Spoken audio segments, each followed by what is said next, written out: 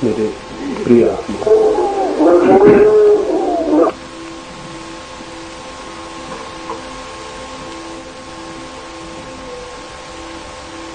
ऊर्जा का विस्तार है जगत और ऊर्जा का सघन हो जाना है जीवन। जो हमें पदार्थ की भांति दिखाई पड़ता है, जो पत्थर की भांति भी दिखाई पड़ता है, वो भी ऊर्जा शक्ति है। जो हमें जीवन की भांति दिखाई पड़ता है, जो विचार की भांति अनुभव होता है, जो चेतना की भांति प्रतीत होता है, वो भी उसी ऊर्जा, उसी शक्ति का रूपांतरण है। सारा जगत, चाहे सागर की लहरें और चाहे सरू के वृक्ष और चाहे रेत के कण और चाहे आकाश के तारे और चाहे हमारे भीतर जो है वो सब एक ही शक्ति का अनंत अनंत रूपों में प्रकट है। हम कहाँ शुरू होते हैं और कहाँ समाप्त होते हैं कहना मुश्किल है।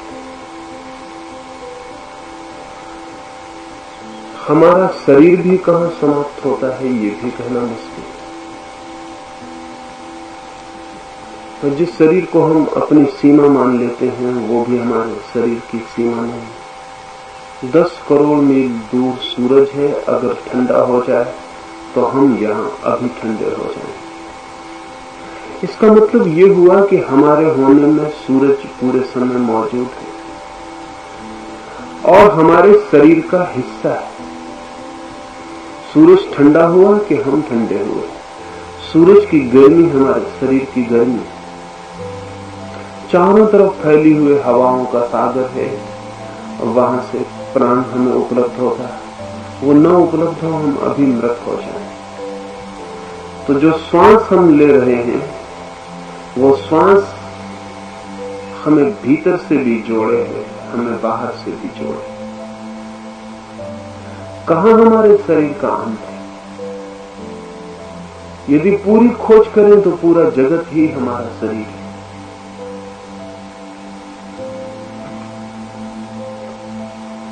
अनंत असीम हमारा शरीर है और ठीक से खोज करें तो सब जगह हमारे जीवन का केंद्र है और सब जगह विस्तार है।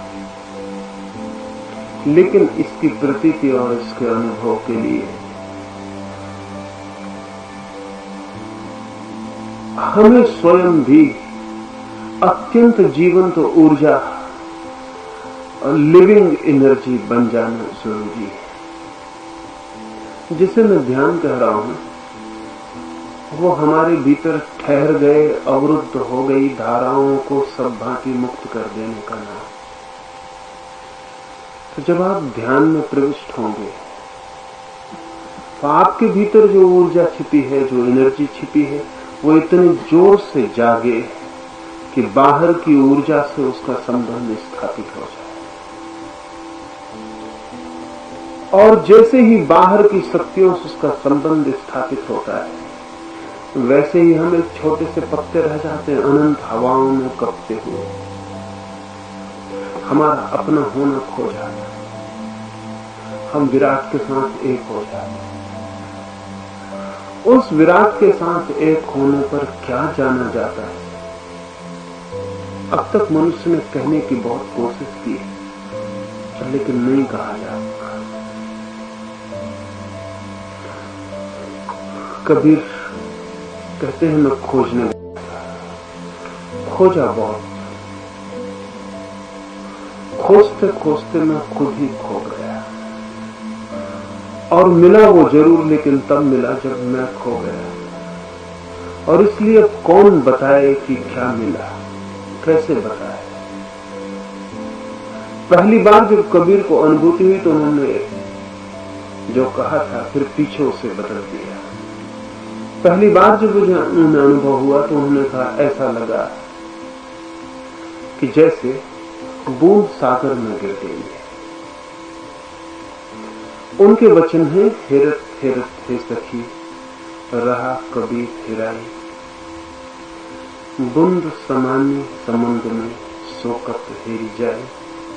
खोजते खोजते कबीर खो गया, बूंद सागर में गिर गई, अब उसे कैसे वापस लौटाएं। लेकिन फिर बाद में उन्होंने बदल दिया, और बदलाव बड़ी मूल्यवान। बाद में उन्होंने कहा कि नहीं, कुछ गलती हो गई, बूंद समुद्र में नहीं गिरी, समुद्र ही बूंद में गिर गया। और बूंद समुद्र में गिरी हो तो वापस भी लौटा ले कोई, लेकिन अगर समुद्र ही बूंद में गिरा हो तब तो बड़ी कठिनाई। और बूंद अगर समुद्र में गिरे तो बूंद कुछ बता भी सके, लेकिन अगर बूंद में ही समुद्र गिरे तब तो बहुत कठिनाई। तो बाद में उन्होंने कहा, फिरत फिरत थे सखी राया कभी फिरा, समुद्र समाना बूंद में सोकत फेरी जाए। भूल हो गई थी पहली दफा कि कहा कि बूंद गिर गई सागर में। जब हम ऊर्जा के स्पंदन मात्र रह जाते हैं तब ऐसा नहीं होता कि हम सागर में गिरते हैं। जब हम कपते हुए जीवंत स्पंदन मात्र रह जाते हैं तो अनंत ऊर्जा का सागर हम में गिर पड़ता। निश्चित ही फिर कहना मुश्किल है कि क्या होता, लेकिन इसका यह अर्थ नहीं कि जो होता है वो हमें पता नहीं चलता। ध्यान रहे, कहने और पता चलने में सदा सामंजस्य नहीं है। जो हम जान पाते हैं वो कह नहीं पाते। जानने की क्षमता असीम है और शब्दों की क्षमता बहुत सीमित है। बड़े अनुभव दूर, छोटे अनुभव भी हम नहीं कह पाते। अगर मेरे सिर में दर्द है तो वो भी मैं नहीं कह पाता, और अगर मेरे हृदय में प्रेम की पीड़ा है तो वो भी नहीं कह पाता। पर ये तो बड़े छोटे अनुभव हैं, और जब परमात्मा हम पर गिर पड़ता है तब जो होता है उसे तो कहना बिल्कुल ही कठिन, लेकिन जान हम जरूर पाते हैं। और उस जानने के लिए हमें सब भांति शक्ति का एक स्पंदन मात्र रह जाना जरूरी है। जैसे एक आंधी, एक तूफान, ऐसा शक्ति का एक उबलता हुआ झरना भर हम हो जाए। हम इतने जोर से स्पंदित हों, हमारा रोआ रोआ, हृदय की धड़कन धड़कन, श्वास श्वास, उसकी प्यास, उसकी प्रार्थना, उसकी प्रतीक्षा से इस भांति भर जाए कि हम प्यास ही रह जाएं, प्रतीक्षा ही रह जाएं, हमारा होना ही मिट जाए। उस क्षण में ही उससे मिलन, और वो मिलन कहीं बाहर घटित नहीं होता। जैसे मैंने रात कहा, वो मिलन हमारे भीतर ही घटित होता है। हमारे भीतर ही सोए हुए केंद्र हैं, हमारे सोए केंद्र से ही शक्ति उठेगी और ऊपर फैलेगी। एक बीज पड़ा है, फिर एक फूल खिलता है। फूल और बीज को जोड़ने के लिए वृक्ष को तना बनाना पड़ता है, शाखाएं फैलानी पड़ती है। फूल छिपा था बीज में ही, कहीं बाहर से नहीं आता, लेकिन प्रकट होने के लिए बीज और फूल तक के बीच में जोड़ने वाला एक तना चाहिए। तो वो तना भी बीज से निकलेगा, वो फूल भी बीज से निकलेगा। हमारे भीतर भी बीज ऊर्जा, सीड फोर्स पड़ी हुई है, उठेगी तो तने की जरूरत है। वो तना भी हमारे भीतर उपलब्ध है, जिसे हम रीढ़ की तरह जानते हैं बाहर से। ठीक उसके निकट ही वो यात्रा पथ है जहां से बीज ऊर्जा उठेगी और फूल तक पहुंच जाएगी। वो फूल बहुत नामों से पुकारा गया है, 1000 पखरियों वाले कमल की तरह। जिन्हें उसका अनुभव हुआ है उन्होंने कहा है 1000 पखरियों वाले कमल की तरह। जैसे 1000 पखरी वाला कमल खिल जाए, ऐसा हमारे मस्तिष्क में कुछ खिलता है, कुछ फ्लावर होता है, लेकिन उसके खिलने के लिए नीचे से शक्ति का ऊपर तक पहुंच जाना जरूरी है। और जब ये शक्ति ऊपर की तरफ उठना शुरू होगी तो जैसे भूकंप आ जाएगा, जैसे अर्थक्वेक हो गया हो, ऐसा पूरा व्यक्तित्व कप उठेगा। उस कंपन को रोकना नहीं, उस कंपन में सहयोगी होना, कोऑपरेट करना है। साधारणता हम रोकना चाहेंगे तो मुझे कई लोग आते हैं कि डर लगता है कि पता नहीं क्या हो जाए। अगर डरेंगे तो गति ना हो पाएगी। भय से ज्यादा आधार्मिक और कोई वृत्ति नहीं, भय से बड़ा और कोई पाप नहीं। फियर जो है शायद वो सबसे गहरा नीचे रखने में हमें सबसे बड़ा पत्थर वही है। और भय बड़े अजीब थे और बड़े क्षुद्र।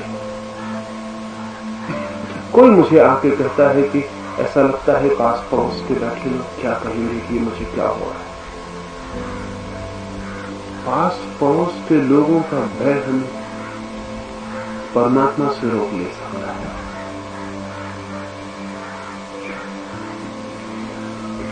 शिष्ट और सभ्य मनुष्य ने पूरी तरह हंसना बंद कर दिया, पूरी तरह रोना बंद कर दिया।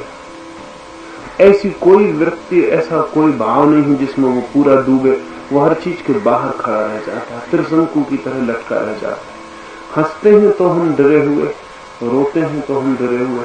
पुरुषों ने तो जैसे रोना छोड़ ही दिया, उनको ख्याल ही नहीं है कि रोना भी कुछ आयाम है, वो भी कोई दिशा है। हमारे ख्याल में नहीं है कि जो नहीं रो सकता उस व्यक्तित्व में कुछ बुनियादी कमी हो गई। उस व्यक्तित्व का कोई एक हिस्सा सदा के लिए कुंठित हो गया और वो हिस्सा सदा पत्थर के बोझ की तरह उसके ऊपर अटका रहेगा। जिन्हें ऊर्जा के जगत में प्रवेश करना है, उस सुप्रीम एनर्जी की यात्रा करनी है, उन्हें सब भय छोड़ देने पड़ेंगे और सरल होकर, अगर शरीर कपता हो, कंपित होता हो, गिरता हो, नाचने लगता हो, ये जान के आपको आश्चर्य होगा, और लेकिन जान लेना जरूरी है कि जितने भी योगासन हैं वे सब ध्यान की स्थितियों में आकस्मिक रूप से ही उपलब्ध हुए हैं। उन्हें किसी ने बैठ के सोच के निर्मित नहीं किया, उन्हें किसी ने बैठ के तैयार नहीं किया है।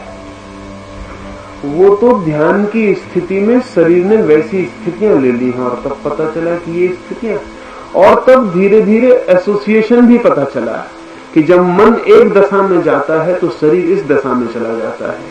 तब फिर ये ख्याल में आ गया कि अगर शरीर को इस दशा में ले जाया जाए तो मन उस दशा में चला जाएगा।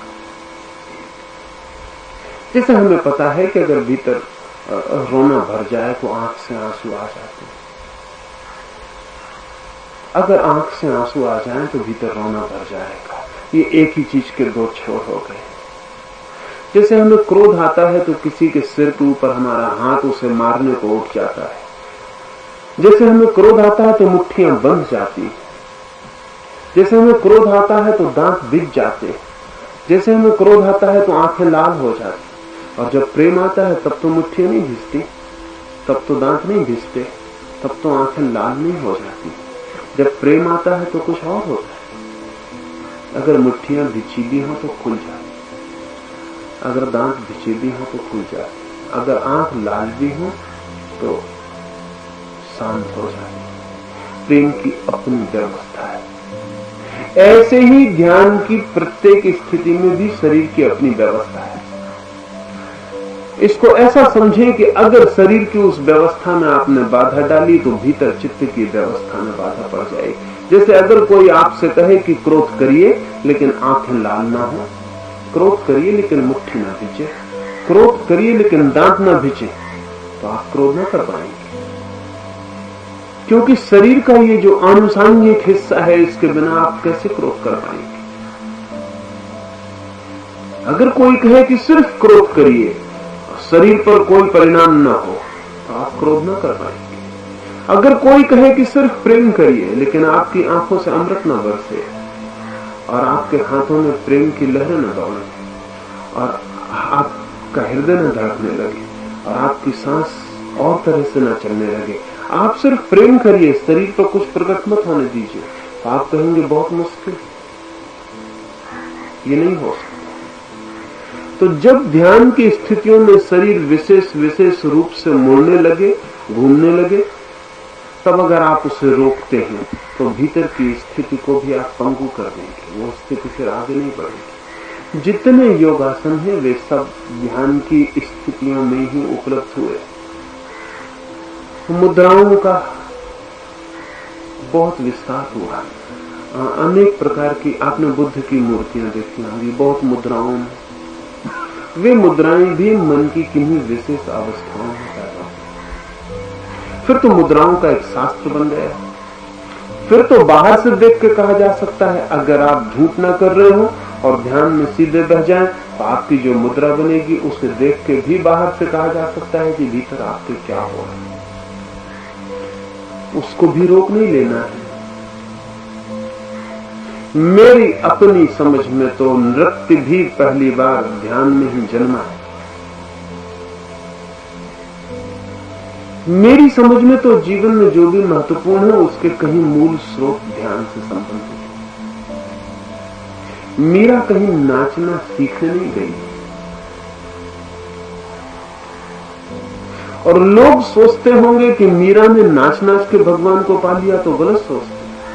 मीरा ने भगवान को पा लिया इसलिए नाच उठी, बात बिल्कुल दूसरी। नाच नाच के कोई भगवान को नहीं पाता, लेकिन कोई भगवान को पा ले तो नाच सकता है। और जब समुद्र गिरे बूंद में और बूंद नाचने न लगे तो क्या करे? और जब किसी भिखारी के द्वार पर अनंत खजाना टूट पड़े और भिखारी न नाचे तो क्या करे? लेकिन सभ्यता ने मनुष्य को ऐसा जकड़ा है कि वो नाच भी नहीं सकता। मेरी समझ में दुनिया को अगर वापस धार्मिक बनाना हो तो हमें जीवन की सहजता को वापस लौटाना होगा। तो ये हो सकता है कि जब ध्यान की ऊर्जा जगे आपके भीतर तो सारे प्राण नाचने लगे, उस वक्त आप शरीर को मत रोक लेना, अन्यथा बात वही ठहर जाएगी, रुक जाएगी और कुछ होने वाला था वो नहीं हो पाएगा। लेकिन हम बड़े डरे हुए लोग हैं, हम कहेंगे कि अगर मैं नाचने लगूं, मेरी पत्नी पास बैठी है, मेरा बेटा पास बैठा है, वे क्या सोचेंगे कि पिताजी और नाचते। अगर मैं नाचने लगूं तो पति पास बैठे हैं, वे क्या सोचेंगे कि मेरी पत्नी पागल तो नहीं हो गई। अगर ये भय रहे तो उस भीतर की यात्रा पर गति नहीं हो पाएगी। और शरीर की मुद्राओं, आसनों के साथ साथ और बहुत कुछ भी प्रकट होता है। एक बड़े विचारक है, न मालूम कितने सन्यासी, साधुओं, आश्रमों, न मालूम कहां कहां गए, इधर कोई 6 महीने पहले मेरे पास आए तो उन्होंने कहा सब समझ में आता है लेकिन मुझे कुछ होता है। तो मैंने उनसे कहा आप होने न देते होंगे। वे कुछ विचार में पड़ गए। उन्होंने कहा ये मेरे ख्याल में नहीं आया, शायद आप ठीक कहते हैं, लेकिन एक बार आपके ध्यान में आया था, वहां मैंने किसी को रोते देखा तो मैं तो बहुत संभल कर बैठ गया कि कहीं भूल चूक से ऐसा मुझे ना हो जाए, अन्यथा लोग क्या कहेंगे। लोगों से प्रयोजन क्या है? ये लोग कौन है जो सबके पीछे पड़े हुए? और लोग जब मरेंगे तो बचाने ना आएंगे, और लोग जब आप दुख में होंगे तो दुख छीनने ना आएंगे, और लोग जब आप भटकेंगे अंधेरे में तो दिया न जलाएंगे। लेकिन जब आपका दिया जलने को तब अचानक लोग आपको रोक लेंगे। ये लोग कौन है? कौन आपको रोकने आता है? आप ही अपने भय को लोग बना लेते हैं, आप ही अपने भय को फैला लेते हैं चारों तरफ। वो मुझसे कहने लगे हो सकता है, मैं तो डर गया जब मैंने किसी को रोते देखा। और मैं संभल के बैठ गया कि कहीं कुछ ऐसा मुझसे न हो जाए। मैंने उनसे कहा आप 1 महीने एकांत में चले जाए और जो होता हो होने दे। उनका क्या मतलब? मैंने कहा कि अगर गालियां बकने का मन होता हो तो बकें, चिल्लाने का मन होता हो बकें, रोएं, रोने का होता हो रोएं, नाचने का होता हो नाचें, दौड़ने का होता हो दौड़ें, पागल होने का मन होता हो तो महीने भर के लिए पागल हो जाए। उन्होंने कहा मैं न जा सकूंगा। तो क्यों? उन्होंने कहा कि आप जैसा कहते हैं मुझे कई बार डर लगता है कि अगर मैं अपने को बिल्कुल छोड़ दूं जैसा सहज आप कहते हैं तो ठीक है कि मुझ में पागलपन प्रकट हो जाएगा। तो मैंने उनसे कहा आप दबाए रहेंगे इससे कुछ फर्क तो नहीं पड़ता, प्रकट होगा तो निकल जाएगा, दबा रहेगा तो सदा आपके साथ रह जाएगा। हम सबने बहुत कुछ सप्रेस किया, दबाया। ना हम रोए हैं, ना हम हंसे हैं, ना हम नाचे हैं, ना हम खेले हैं, ना हम दौड़े हैं, हमने सब दबा लिया। हमने अपने भीतर सब तरफ से द्वार बंद कर लिए और हर द्वार पर हम पहरेदार होकर बैठ रहे हैं। अब अगर परमात्मा से मिलने जाना हो तो ये दरवाजे खोलने पड़ेंगे।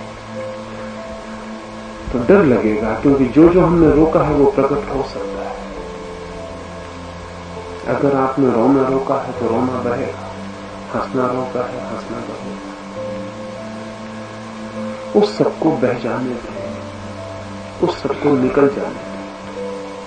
तो यहां तो हम आए ही इसलिए इस एकांत में है कि यहां लोगों का भय न होगा और सरू के वृक्ष बिल्कुल ही उनका संकोच न करें, वो आपसे कुछ भी न कहेंगे बल्कि वे बड़े प्रसन्न हैं। और सागर की लहरें भी आपसे कुछ न कहेंगी। वे किसी से भयभीत नहीं है। जब उन्हें शोर करना होता है वे शोर करते हैं, जब उन्हें सो जाना होता है वे सो जाते हैं। और इस आपके नीचे पड़े हुए रेत के कण भी कुछ न कहेंगे, यहां कोई कुछ न कहेगा। आप अपने को पूरी तरह छोड़ दें और जो आपके भीतर होता है उसे होने दें। नाचना हो नाचें, चिल्लाना हो चिल्लाएं, दौड़ना हो दौड़, गिरना हो गिरे, छोड़ दें सब भांति। और जब आप सब भांति छोड़ेंगे तब आप अचानक पाएंगे कि आपके भीतर वर्तुल बनाती हुई कोई ऊर्जा उठने लगी, कोई शक्ति आपके भीतर जगने लगी, सब तरफ द्वार टूटने लगे। उस वक्त भय मत करना। उस वक्त समग्र रूप से उस आंदोलन में, उस मूवमेंट में जो आपके भीतर पैदा होगा, वो जो शक्ति आपके भीतर वर्तुल बना के घूमने लगेगी, उसके साथ एक हो जाना, अपने को उसमें छोड़ देना। तो घटना घट सकती है।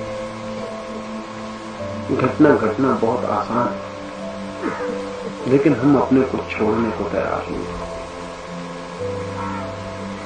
कैसी छोटी चीजें हमें रोकती हैं। जिस दिन आप कहीं पहुंचेंगे उस दिन पीछे लौट के बहुत हंसेंगे कि कैसी चीजों ने मुझे रोका। रोकने वाली बड़ी चीजें होती तो ठीक था, रोकने वाली बहुत छोटी चीज। कुछ पूछना हो, कुछ बात करनी हो तो थोड़ी देर हम बात कर लें और फिर ध्यान के लिए बैठे। कुछ भी पूछना हो तो पूछिए। आचार्य जी, आपने कल बताया था कि जीवन में उद्देश्य होना चाहिए। प्रकृति में सब कुछ निष्प्रयोजन है, निरुद्देश्य है, तो फिर हमें क्यों उद्देश्य या प्रयोजन लेके चलना?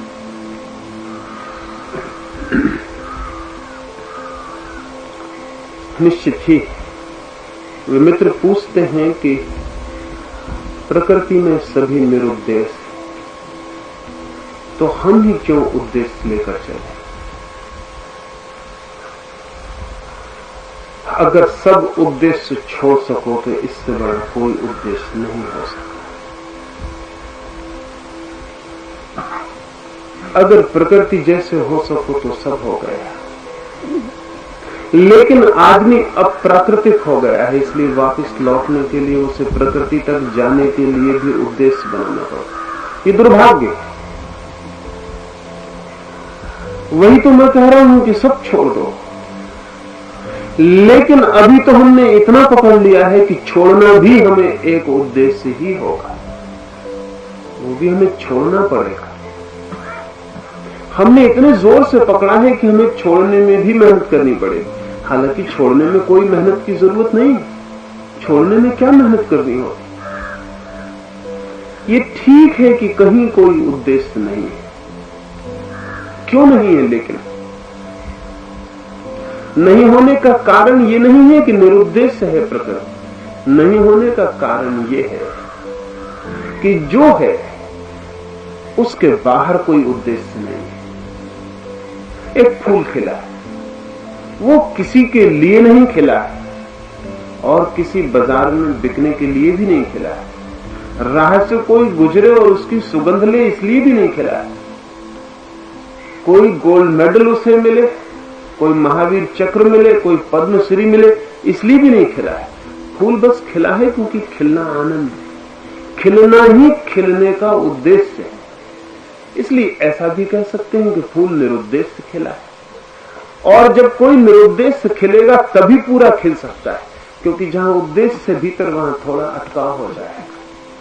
अगर फूल इसलिए खिला है कि कोई निकले उसके लिए खिला है, तो अगर वो आदमी भी रास्ते से नहीं निकल रहा तो फूल अभी बंद रहेगा। जब वो आदमी आएगा तब खिलेगा। लेकिन जो फूल बहुत देर बंद रहेगा, हो सकता है उस आदमी के पास आ जाने पर भी खिल ना पाए, क्योंकि ना खिलने की आदत मजबूत हो जाए। नहीं, फूल इसलिए पूरा खिल पाता है कि कोई उद्देश्य नहीं है।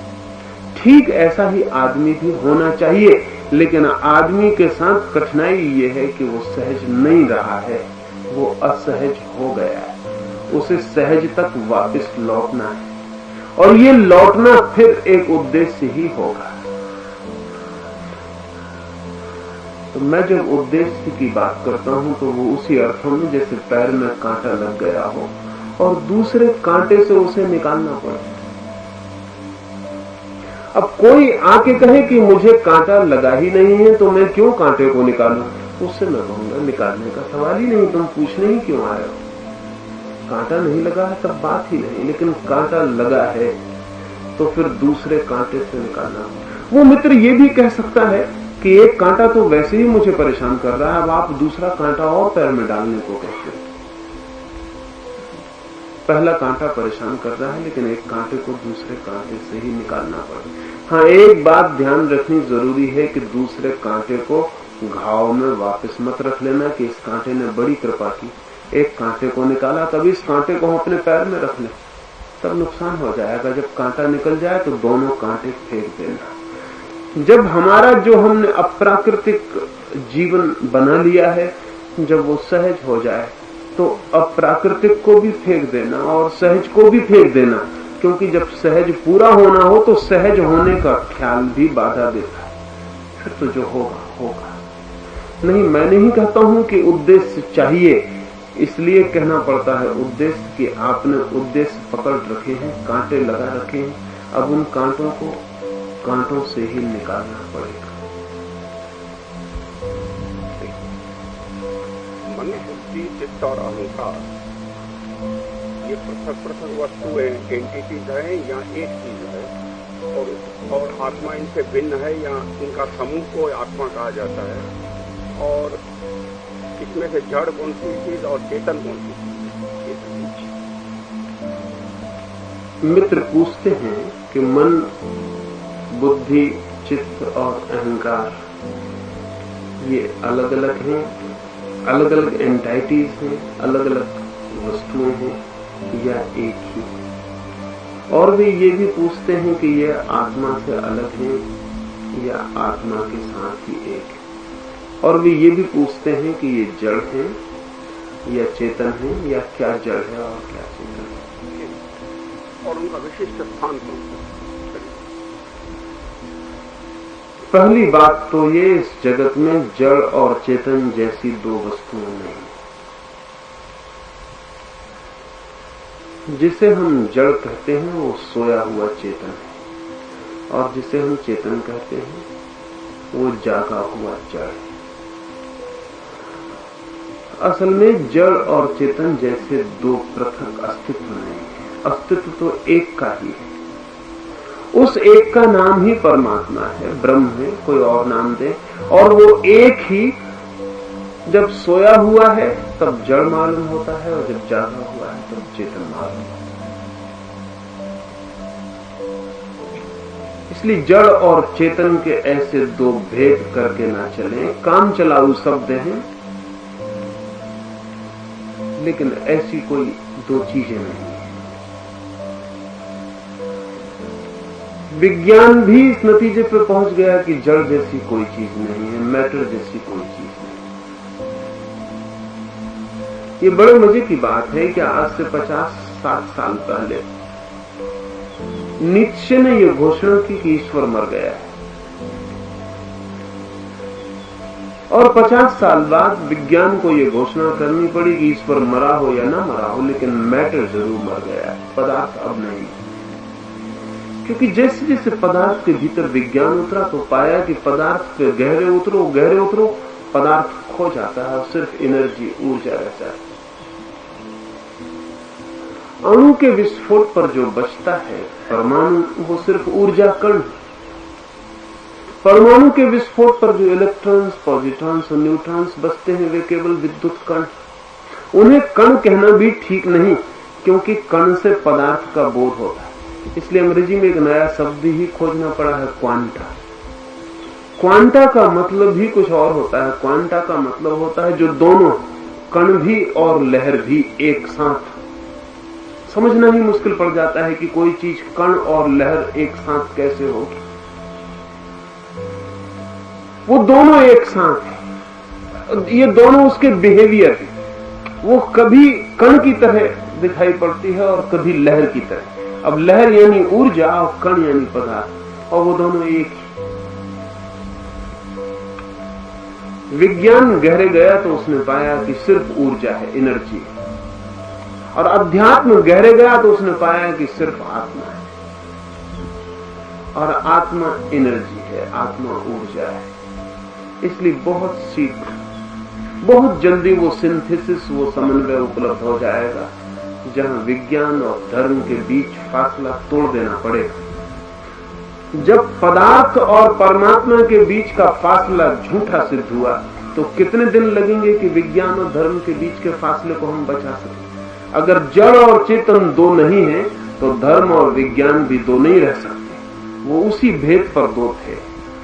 मेरी दृष्टि में दो का अस्तित्व नहीं, एक ही है। तब फिर ये सवाल नहीं उठता कि कौन जड़ है, कौन चेतन है। अगर आपको जड़ की भाषा पसंद है तो आप कहिए सब जड़ है। अगर आपको चेतन की भाषा पसंद है तो कहिए सब चेतन है। लेकिन मुझे चेतन की भाषा पसंद है। और क्यों पसंद है? क्योंकि भाषा सदा ऊपर की चुननी चाहिए, जिसमें संभावना ज्यादा हो। नीचे की नहीं चुननी चाहिए, उसमें संभावना कम हो जाए। जैसे कि हम ये कह सकते हैं कि वृक्ष है ही नहीं, बस बीज। गलत नहीं है ये बात, क्योंकि वृक्ष सिर्फ बीज का ही रूपांतरण है। हम कह सकते हैं बीज ही है, वृक्ष नहीं, लेकिन खतरा है इसमें खतरा यह है कि कुछ बीज कहें जब बीज ही है तो हम वृक्ष क्यों बने, वो बीज ही रह जाए। नहीं, ज्यादा अच्छा होगा कि हम कहें वृक्ष ही है, बीज नहीं है।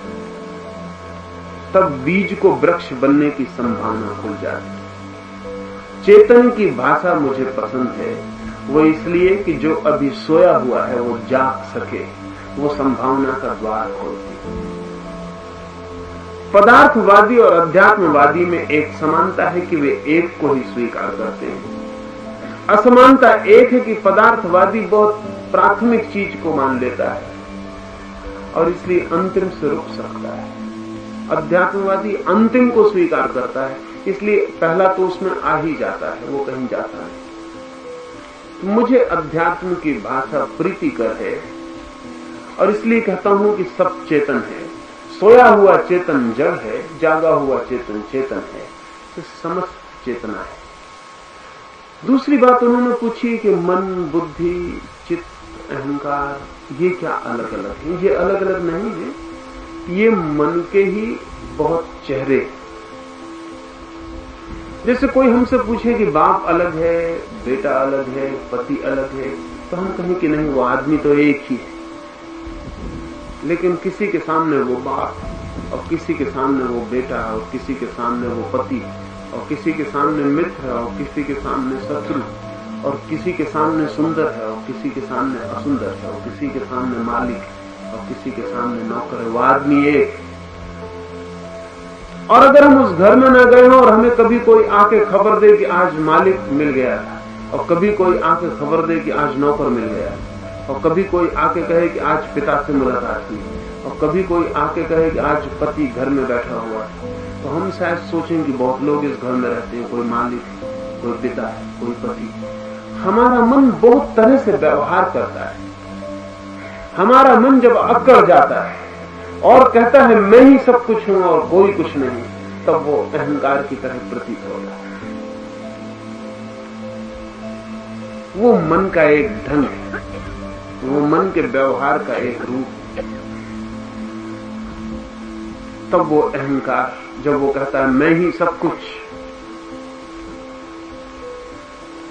जब मन घोषणा करता है कि मेरे सामने और कोई कुछ भी नहीं, तब मन अहंकार। और जब मन विचार करता है, सोचता है, तब वो बुद्धि। और जब मन न सोचता, न विचार करता, सिर्फ तरंगों में बहा चला जाता है, अनडायरेक्टेड। जब मन डायरेक्शन लेके सोचता है, एक वैज्ञानिक बैठा है प्रयोगशाला में और सोच रहा है कि अणु का विस्फोट कैसे हो, डायरेक्टेड थिंकिंग, तब मन बुद्धि है। और जब मन निरुद्देश, निर्लक्ष्य, सिर्फ बहा जाता है, कभी सपना देखता है, कभी धन देखता है, कभी राष्ट्रपति हो जाता है, तब वो चित्त है। तब वो सिर्फ तरंगे मात्र है, और तरंगे असंगत, असंबद्ध, तब वो चित्त है। और जब वो सुनिश्चित एक मार्ग पर रहता है, तब वो बुद्धि है। ये मन के ढंग है बहुत, लेकिन मन ही है। और वे पूछते हैं कि ये मन, बुद्धि, अहंकार, चित्त और आत्मा अलग हैं या एक? सागर में तूफान आ जाए तो तूफान और सागर एक होते हैं या अलग? विक्षुब्ध जब हो जाता है सागर तो हम कहते हैं तूफान। आत्मा जब विक्षुब्ध हो जाती तो हम कहते हैं मन। और मन जब शांत हो जाता है तो हम कहते हैं आत्मा। मन जो है वो आत्मा की विक्षुब्ध अवस्था है, और आत्मा जो है वो मन की शांत अवस्था है। ऐसा समझें, चेतना जब हमारे भीतर विक्षुब्ध है, विक्षिप्त है, तूफान से घिरी है, तब हम इसे मन कहते हैं। इसलिए जब तक आपको मन का पता चलता है, तब तक आत्मा का पता न चलेगा। और इसलिए ध्यान में मन खो जाता है। खो जाता है इसका मतलब वो जो लहरें उठ रही थी आत्मा पर सो जाती है, वापस शांति हो जाती। तब आपको पता चलता है कि मैं आत्मा हूं। जब तक विक्षुब्ध है तब तक पता चलता है कि मन। विक्षुब्ध मन बहुत रूपों में प्रकट होता है, कभी अहंकार की तरह, कभी बुद्धि की तरह, कभी चित्त की तरह। वे विक्षुब्ध मन के अनेक चेहरे। आत्मा और मन अलग नहीं, आत्मा और शरीर भी अलग नहीं, क्योंकि तत्व तो एक है और उस एक के सारे रूपांतर है। और उस एक को जान लें तो फिर कोई झगड़ा नहीं, शरीर से भी नहीं, मन से भी नहीं। उस एक को एक बार पहचान लें तो फिर वही है, फिर रावण में भी वही है, फिर राम में भी वही है। फिर ऐसा नहीं कि राम को नमस्कार कराएंगे और रावण को जलाएंगे, ऐसा नहीं। फिर नमस्कार दोनों को ही कराएंगे या दोनों को ही जलाएंगे, क्योंकि दोनों में वही है। एक है तत्व, अनंत है अभिव्यक्तियां। एक है सत्य, अनेक है रूप। एक है अस्तित्व, बहुत हैं उसके चेहरे, मुद्राएं। लेकिन इसे फिलोसफी की तरह समझेंगे तो नहीं समझ में आ सकेगा, इसे अनुभव की तरह समझेंगे तो समझ में आ। तो ये तो मैंने समझाने के ख्याल से कहा, लेकिन जब आप ही उतरेंगे उस एक में तभी आप जानेंगे कि अरे जिसे जाना था शरीर की तरह वो भी तू ही है, और जिसे जाना था मन की तरह वो भी तू ही है, और जिसे जाना था आत्मा की तरह वो भी तू ही है। जब जानते हो तब सिर्फ एक ही रह जाता, इतना ज्यादा एक रह जाता कि जानने वाला और जो जानता है और जो जाना जाता है इनमें भी कोई फासला नहीं रह जाता। वहां जानने वाला और जाना जाने वाला दोनों एक ही रह जाते। उपनिषद का एक ऋषि पूछता है, कौन है वहां जानता, कौन है वहां जो जाना जाता, किसने वहां देखा, कौन है जो वहां देखा गया, कौन था जिसने अनुभव किया, कौन था जिसका अनुभव हुआ। नहीं, वहां इतना भी दो नहीं रह जाता, वहां अनुभव करने वाला भी नहीं बचता है, सब फासले गिर जाते। लेकिन विचार तो फासले बनाए बिना नहीं चल सकता। विचार तो फासले बनाएगा, वो कहेगा ये शरीर, ये मन, ये आत्मा, ये परमात्मा। विचार फासले बनाएगा। क्यों? क्योंकि विचार समग्र को एक साथ नहीं ले सकता। विचार बहुत छोटी खिड़की है, उससे हम टुकड़े टुकड़े को ही देख पाते। जैसे एक बड़ा मकान हो और उसमें एक छोटा छेद, और उस छोटे छेद से मैं देखूं तो कभी कुर्सी दिखाई पड़े, कभी टेबल दिखाई पड़े, कभी मालिक दिखाई पड़े, कभी फोटो दिखाई पड़े, कभी घड़ी दिखाई पड़े। छोटे छेद से सब टुकड़े टुकड़े दिखाई पड़े, पूरा कमरा कभी दिखाई ना पड़े, तो वो छेद बहुत छोटा है। और फिर दीवार गिरा के मैं भीतर पहुंच जाऊं तो पूरा कमरा एक साथ दिखाई पड़े। विचार बहुत छोटा छेद है जिससे हम सत्य को खोजते हैं, उसमें सत्य खंड खंड होकर दिखाई पड़ता है। लेकिन जब विचार को छोड़ के हम निर्विचार में पहुंचते हैं, ज्ञान में, तब समग्र टोटल दिखाई पड़ता है। और जिस दिन वो पूरा दिखाई पड़ता है उस दिन बड़ी हैरानी होती है, करे एक ही था, अनंत होकर दिखाई पड़ता है, पर वो अनुभव से ही। हाँ, कहिए आपको ध्यान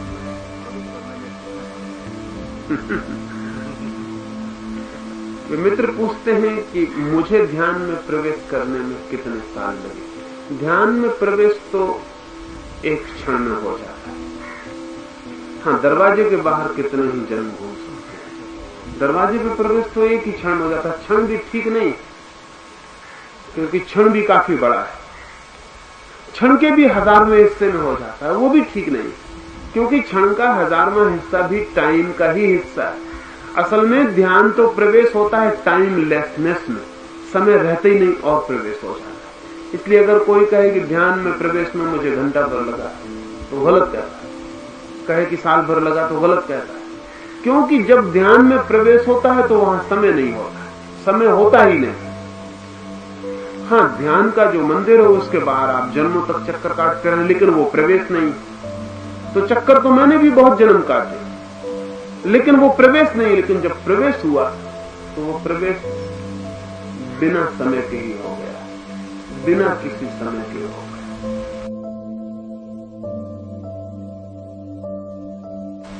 इसलिए सवाल बड़ा कठिन पूछ लिया आप। अगर उस सब का हिसाब हम रखें जो मंदिर के बाहर घूमने में वक्त बिताया, तो वो अंतहीन हिसाब, वो अनंत जन्मों का हिसाब है। उसको भी बताना मुश्किल, क्योंकि बहुत लंबा है, उसकी भी कोई गणना नहीं की जा सकती। और अगर प्रवेश को ही ध्यान में रखें सिर्फ, तो उसे समय की भाषा में नहीं कहा जा सकता, क्योंकि वो 2 क्षणों के बीच में घट जाती है घटना। एक क्षण गया, दूसरा अभी आया नहीं, और बीच में वो घटना घट जाती है। आपकी घड़ी में 1 बजा और फिर 1:01 बजा, और बीच में जो गैप छूट गया उस गैप में होती है वो सदा गैप में, इंटरवल में, 2 मोमेंट के बीच में जो खाली जगह है वहां होती। और इसलिए उसको नहीं बताया जा सकता कि कितना समय लगा। समय बिल्कुल नहीं लगता, समय लग ही नहीं सकता, क्योंकि समय के द्वारा इटर्नल में प्रवेश नहीं हो सकता। जो समय से बाहर है उसमें समय के द्वारा जाना नहीं हो सकता। तो आपकी बात में समझ गए होंगे, मंदिर के बाहर जितना घूमना हो घूम सकते हैं, वो चक्कर में लगाना है। जैसे एक आदमी चक्कर लगा रहा है, एक हमने गोल घेरा खींच दिया है, एक सर्किल बना और सर्किल के बीच में एक सेंटर, और एक आदमी सर्किल पे चक्कर लगा रहा है। वो लगाता रहे सर्किल पर, अनंत जन्मों तक चक्कर लगाता रहे, तो भी सेंटर पर पहुंचने वाला नहीं। वो सोचे कि और जोर से दौड़ूं तो जोर से दौड़, वो सोचे कि हवाई जहाज ले आऊं तो हवाई जहाज ले आऊं। उसे जो भी करना हो वो करे, जितनी ताकत लगानी हो लगाए। अगर वो सर्किल पर ही दौड़ता है तो दौड़ता रहे दौड़ता रहे दौड़ता रहे, वो सेंटर पे नहीं पहुंच सकता। और सर्किल पर वो कहीं भी हो, सेंटर से दूरी बराबर हो, इसलिए वो कितना दौड़ा बेमानी है। कहीं भी खड़ा हो जाए उसकी सेंटर से दूरी उतनी ही है जितनी दौड़ने के पहले। वो अनंत जन्म दौड़ता है, और अगर सेंटर पर पहुंचना है तो सर्किल पर दौड़ना छोड़ना पड़ेगा, सर्किल ही छोड़ना पड़ेगा, सर्किल को छोड़कर छलांग लगानी। अगर फिर वो आदमी सेंटर पर पहुंच जाए तो आप उससे पूछें कि सर्किल पर कितनी यात्रा करके तुम सेंटर पर पहुंचे, तो वो आदमी क्या कहे? वो आदमी कहे सर्किल पर तो बहुत यात्रा की, लेकिन उससे पहुंचे नहीं। वो तो सर्किल पर बहुत चले लेकिन उससे पहुंचे ही नहीं। तो आप उससे पूछे कितने मील चल के पहुंचे, वो कहे कि नहीं कितने ही मील चले, उससे पहुंचे नहीं। चले तो बहुत लेकिन उससे पहुंचना न हुआ, और जब पहुंचे तब सर्किल से छलांग लगा के पहुंचे, और वहां मील का सवाल नहीं। ठीक ऐसी बात है, समय में नहीं घटना घटती है, और समय तो हमने सबने बहुत कमाया है, समय तो हम सबने बहुत कमाया है। जिस दिन आपको भी घटेगी उस दिन आप भी ना बता सकेंगे कि कितनी देर में ये हुआ। नहीं, देरी का सवाल ही नहीं। जीसस से किसी ने पूछा है कि तुम्हारे वो स्वर्ग में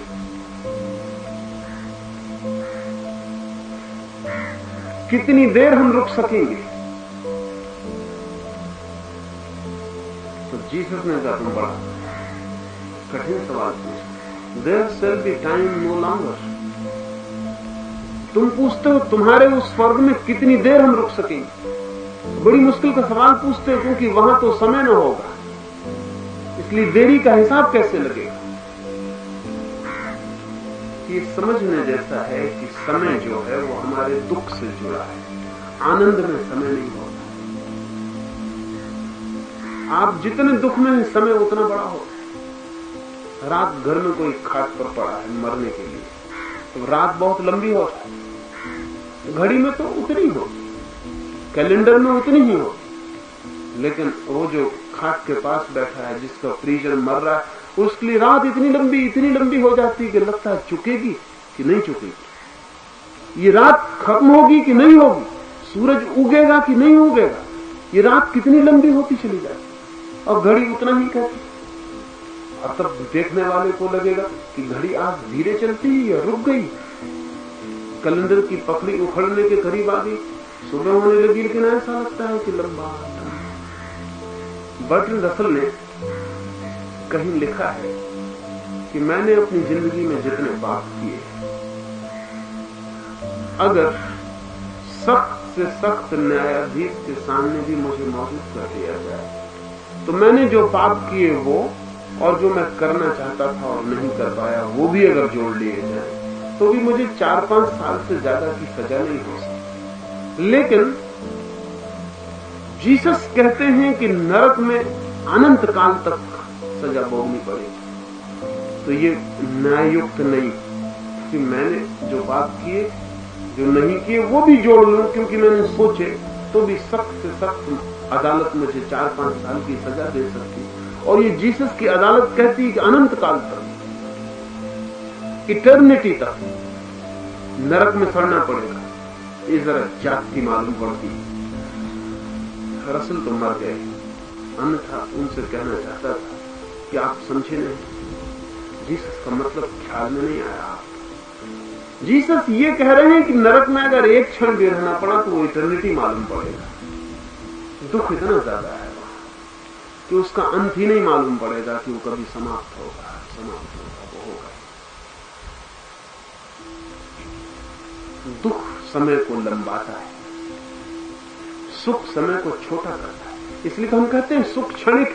जरूरी नहीं कि सुख क्षणिक है, सुख की प्रतीति क्षणिक होती है कि वो आया और गया, क्योंकि टाइम छोटा हो जाता है। सुख क्षणिक है ऐसा नहीं, मोमेंट्री। सुख की भी लंबाई है, लेकिन सुख सदा क्षणिक मालूम पड़ता है, क्योंकि सुख में समय छोटा हो जाता है। प्रिजन मिला नहीं कि विदाई का वक्त आ गया, आए नहीं कि गए, इधर फूल खिला नहीं कि कुम्भलाया। वो सुख की प्रतीति क्षणिक, क्योंकि सुख में समय छोटा हो जाता है। घड़ी फिर भी वैसे ही चलती है, कैलेंडर वही खबर दे, लेकिन अगर हमारे मन में सुख समय को छोटा कर देता है। आनंद में समय मिट ही जाता है, छोटा मोटा नहीं होता। आनंद में समय होता ही नहीं। जब आप आनंद में होंगे तब आपके पास समय नहीं होगा। असल में समय और दुख एक ही चीज के दो नाम। टाइम जो है वो दुख का ही नाम, समय जो है वो दुख का ही नाम। मानसिक अर्थों में समय ही दुख है, और इसलिए हम कहते हैं आनंद समयातीत, कालातीत, बियॉन्ड टाइम, समय के बाहर। तो जो समय के बाहर है उसे समय के द्वारा नहीं पाया जा सकता। चक्कर तो मैंने भी लगाए हैं उतने ही जितने आप, और मजा यह है कि इतना लंबा है हमारा चक्कर कि उसमें किसने कम लगाए ज्यादा लगाए बहुत मुश्किल। महावीर 2500 साल पहले पा गए उसे, बुद्ध पा गए, जीसस 2000 साल पहले पा गए, शंकर 1000 साल पहले उसे पा गए। लेकिन अगर कोई कहे कि शंकर ने हमसे 1000 साल कम चक्कर लगाए तो गलत कह रहा है, क्योंकि चक्कर इतने अनंत थे। जैसे एक उदाहरण के लिए कि आप बंबई थे, बंबई से आप नारगोल आए तो 100 मील की आपने यात्रा की, लेकिन जो तारा अंतहीन दूरी पर हमसे है उस तारे के ख्याल से आपने कोई यात्रा ही नहीं की, आप वहीं के वहीं, कोई फर्क नहीं पड़ता कि आप बंबई से 100 मील इधर आ गए। उस तारे को ख्याल में रखें तो आपने कोई यात्रा ही नहीं की। उस तारे से आपकी दूरी अब भी वही है जो आपकी बंबई में थी। आप पृथ्वी पे कहीं भी चले जाएं, उस तारे से आपकी दूरी वही है, क्योंकि वो तारा इतनी दूरी पर है कि आपके ये फासले कोई अंतर नहीं लाते। हमारे जन्मों की यात्रा इतनी लंबी है कि कौन 2500 साल पहले, कौन 500 साल पहले, कोई 5 दिन पहले, कोई 5 घंटे पहले, कोई फर्क नहीं पड़ता। जिस दिन हम उस केंद्र पर पहुंचते हैं हम देखते हैं अरे अभी बुद्ध आ ही रहे, अभी महावीर घुस ही रहे, अभी जीसस का प्रवेश ही हुआ, हम भी पहुंच गए। मगर वो जरा समझना कठिन है, क्योंकि हम जिस दुनिया में जीते हैं वहां समय बहुत महत्वपूर्ण है, वहां समय बहुत महत्वपूर्ण है। और इसलिए स्वभावतः हमारे मन में सवाल उठता है कितनी देर, लेकिन मत उठाएं इस सवाल को, देरी की बात ही मत करें, चक्कर लगाना बंद करें। चक्कर में देरी लग जाएगी, मंदिर के बाहर मत घूमें, भीतर चले जाएं। लेकिन डर लगता है मंदिर के भीतर जाने, पता नहीं क्या हो। मंदिर के बाहर सब परिचित, मित्र है, परिजन है, पत्नी है, बेटा है, घर है, द्वार है, दुकान। मंदिर के बाहर सब अपना है, और मंदिर में एक शर्त है कि वहां अकेले ही भीतर प्रवेश होता है। वहां 2 आदमी दरवाजे से तुम जा नहीं सकते। तो इस सब मकान को, पत्नी को, बच्चे को, धन को, तिजोरी को, यश को, पद प्रतिष्ठा को, इस सब को लेके घुस नहीं सकते भीतर, ये सब बाहर छोड़ना पड़ता। इसलिए हम कहते हैं कि ठीक है अभी थोड़ा बाहर और चक्कर लगाए। हम बाहर चक्कर लगाते रहे, हम उस क्षण की प्रतीक्षा में है कि जब दरवाजा जरा ज्यादा खुला हो तब हम सब के सब एकदम से भीतर हो जाए। वो दरवाजा ज्यादा कभी नहीं खुलता, वहां से एक ही प्रवेश करता है। आप भी अपने पद को लेकर भी प्रविष्ट नहीं हो सकते, क्योंकि 2 हो जाएंगे, आप और आपका पद। अपने नाम को लेकर भी प्रवेश नहीं कर सकते, क्योंकि 2 हो जाएंगे, आप और आपका नाम। वहां कुछ भी लेकर, वहां तो बिल्कुल टोटली नेकेड, एकदम नग्न और अकेले वहां प्रवेश करना। इसलिए हम बाहर घूमते रहे, हम मंदिर के बाहर ही डेरा डाल देते हैं। हम कहते हैं कि भगवान के पास ही तो है, कोई ज्यादा दूर तो नहीं। लेकिन मंदिर के बाहर आप गज भर की दूरी पर हैं कि 1000 गज की दूरी पर हैं कि 1000 मील की दूरी पर, कोई फर्क नहीं पड़ता। मंदिर के बाहर है तो बस बाहर, और भीतर जाना हो तो एक क्षण के 1000वें हिस्से में मैं कह रहा हूं, ठीक नहीं है वो कहना, बिना क्षण के भी भीतर प्रवेश हो सकता है। हाँ, सही। निर्विचार अवस्था में ही है, और विचार अवस्था में क्या ज्ञान रहता है कि नहीं? इसको अंतिम प्रश्न मान लें, फिर कोई और प्रश्न है तो बात कर लेंगे। आप पूछते हैं कि जो ज्ञान है वो निर्विचार अवस्था में ही रहता है और विचार में नहीं रहता है। ज्ञान की उपलब्धि निर्विचार में होती है, और उपलब्धि हो जाए तो वो हर अवस्था में रहता है, फिर तो विचार की अवस्था में भी रहता है, फिर तो उसे खोने का कोई उपाय नहीं। लेकिन उपलब्धि निर्विचार में होती है। अभिव्यक्ति विचार से भी हो सकती है, लेकिन उपलब्धि निर्विचार में होती है। उसे पाना तो हो तो निर्विचार होना पड़े। क्यों निर्विचार होना पड़े? क्योंकि विचार की तरंगे मन को दर्पण नहीं बनने देती। जैसे समझे, एक चित्र उतारना हो कैमरे से, तो उतारने में तो एक विशेष अवस्था का ध्यान रखना पड़े कि कैमरे में प्रकाश न चला जाए, कैमरा न हिल जाए। लेकिन एक दफे चित्र उतर गया तो फिर खूब हिलाइए और खूब प्रकाश में रखिए, उससे कुछ फर्क नहीं पड़ता। लेकिन उतारने के क्षण में तो कैमरा हिल जाए तो सब खराब हो जाए। एक दफा उतर जाए तो बात खत्म हो गई, फिर खूब हिलाइए और नाचिए लेकर तो कोई फर्क नहीं पड़ता। ज्ञान की उपलब्धि चित्त की उस अवस्था में होती जब कुछ भी नहीं हिलता, सब शांत और मौन, तब तो ज्ञान का चित्र पकड़ता है। लेकिन पकड़ जाए एक दफा तो फिर खूब नाचिए, खूब हिलिए, कुछ भी करिए, फिर कोई फर्क नहीं पड़ता। ज्ञान की उपलब्धि निर्विचार में है, और विचार फिर कोई बाधा नहीं डालता।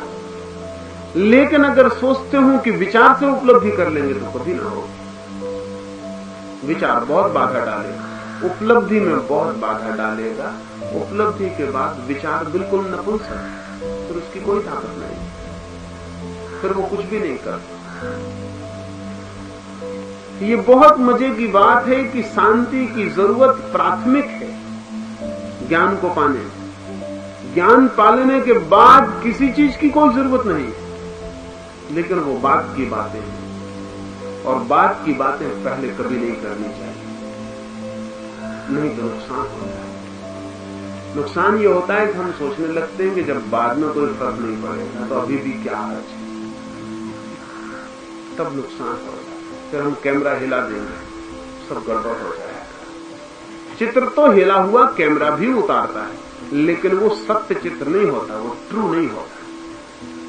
वो भी उतारता है, विचार में भी ज्ञान का ही पता चलता है, लेकिन वो ठीक नहीं होता, क्योंकि हिलता रहता है मन पूरे समय, कपता रहता है।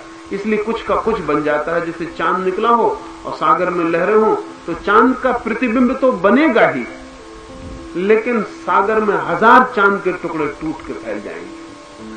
और अगर किसी ने आकाश का चांद ना देखा हो तो सागर में देख के पता न लगा पाएगा कि चांद कैसा है। 1000 टुकड़े होकर चांद लहरों पर फैल जाएगा, चांदी बिखर जाएगी उसकी, लेकिन चांद का बिंब नहीं पकड़ में आएगा। एक दफा बिंब पकड़ में आ जाए कि चांद कैसा है, फिर तो सागर में बिखरी हुई लहरों में भी हम पहचान लेते हैं कि तुम ही हो। लेकिन एक बार हम उसे देख तो लें, एक बार उसकी शक्ल हमारे ख्याल में आ जाए, फिर तो सभी शक्लों में वो मिल जाता है। लेकिन एक दफा पहचान ही ना हो पाए तो वो कहीं भी हमें नहीं मिलता है। मिलता है रोज, लेकिन हम रिकॉग्नाइज नहीं कर पाते, हम पहचान नहीं पाते कि यही है। एक छोटी सी घटना से मैं कहूं, फिर हम ध्यान के लिए बैठे। साईं बाबा के पास एक हिंदू सन्यासी बहुत दिन तक था। हिंदू सन्यासी और साईं को रहते थे मस्जिद।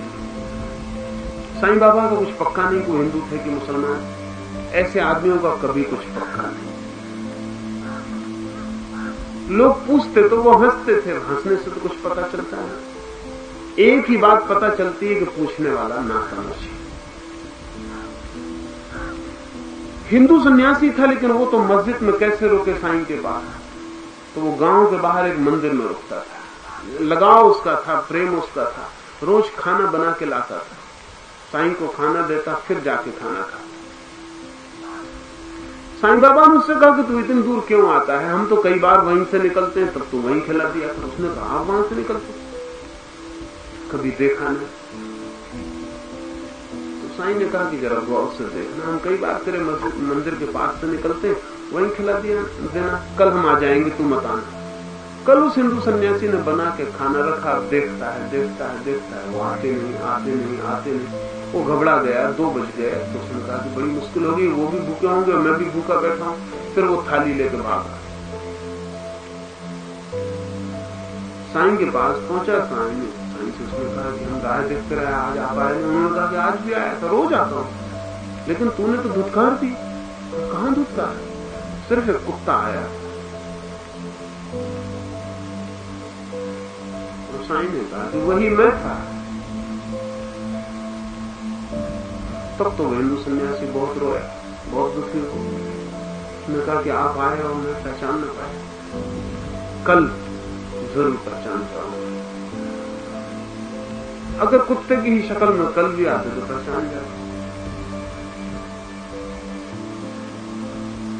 कल भी वो आए, लेकिन एक कोढ़ी था रास्ते पर मिला। संजन का जरा दूर से मैं भोजन लिए हुए हूं साईं का, जरा दूर से निकला। वो कोढ़ी हंसा भी। फिर 2 बज गए, फिर भागा हुआ मस्जिद आया। उसने कहा कि आप आज आए नहीं, आज मैंने बहुत रास्ता देखा। तो साईं ने कहा कि मैं तो फिर भी आया, लेकिन तेरे चित्त में इतनी तरंगे हैं कि रोज में वही तो दिखाई नहीं पड़ता, तब तू ही कब जाता है। तो आज वो कोढ़ी आया था, तो तूने कहा दूर हट। तो मैंने कहा हद हो गई, मैं आता हूं तो तू भगा देता है, और यहां आके कर बैठा। तो वो सन्यासी रोने लगा। उसने कहा मैं आपको पहचान ही नहीं पाया। तो साईं ने उससे कहा था कि तू अभी मुझे ही नहीं पहचान पाया, इसलिए दूसरी शक्लों में मुझे कैसे पहचान पाया। एक बार हम सत्य की झलक पा लें तो फिर असत्य है ही नहीं। एक बार हम परमात्मा को झांक लें तो परमात्मा के अतिरिक्त फिर कुछ है ही नहीं। लेकिन वो झांकना तब हो पाए जब हमारे भीतर सब शांत और मौन। फिर इसके बाद तो कोई सवाल नहीं, फिर तो विचार भी उसके हैं, वृत्तियां भी उसकी हैं, वासनाएं भी उसकी हैं, फिर तो सब उसका। लेकिन प्राथमिक चरण में उसे झांकने और पहचानने के लिए सबका रुक जाना चाहिए। अब हम ध्यान के लिए बैठे।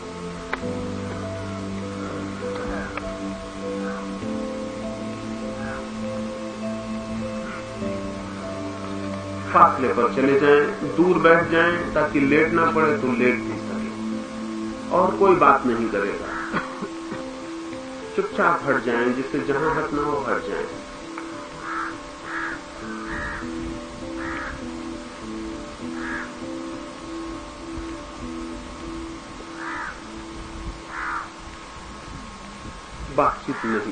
बातचीत बिल्कुल नहीं करें।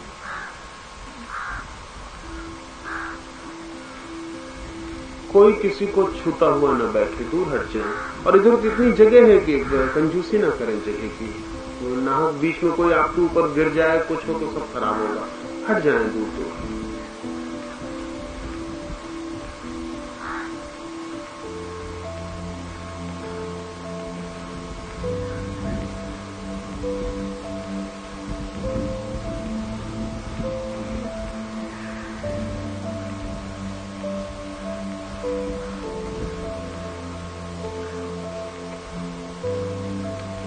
शीघ्रता से बैठ जाएं या लेट जाएं, जिससे जैसा करना हो वैसा करें।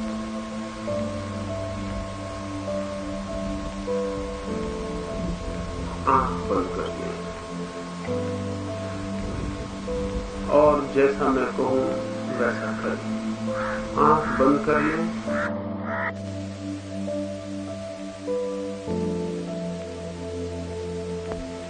गहरी सांस लेना शुरू करें। जितनी गहरी ले सकें लें और जितनी गहरी छोड़ सकें छोड़ें।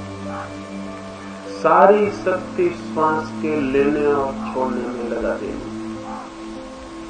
गहरी श्वास लें और गहरी श्वास छोड़ें।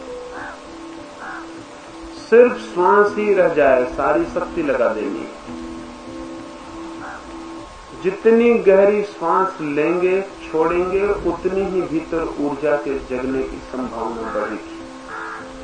गहरी श्वास लें और गहरी श्वास छोड़ें। गहरी श्वास लें और गहरी श्वास छोड़ें।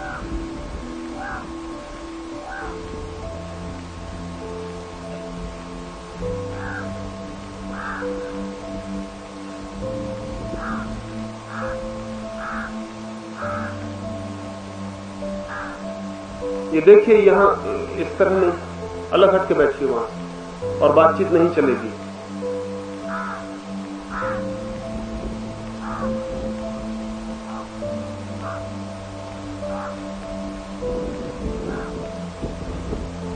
ये कुत्ते अपने ले जाइए, क्या कर रहे हैं आप?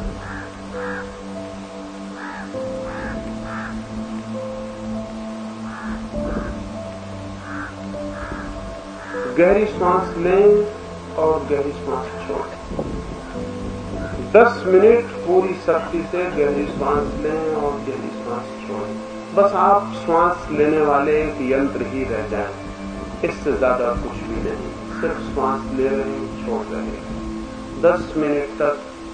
फिर मैं दूसरा सूत्र कहूंगा। पहले 10 मिनट पूरा श्रम श्वास के साथ करें। गहरी श्वास लें और गहरी श्वास छोड़ें। पूरी शक्ति लगाएं। सिर्फ श्वास लेने के एक यंत्र मात्र रह जाए, एक धोकनी जो श्वास ले रही छोड़ रही। एक एक रोआ कपने लगे। पूरी गहरी श्वास लें, गहरी श्वास छोड़।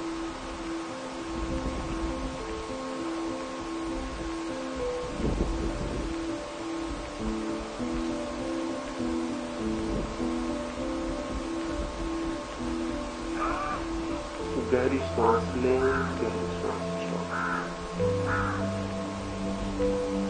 गहरी श्वास लें, गहरी श्वास छोड़।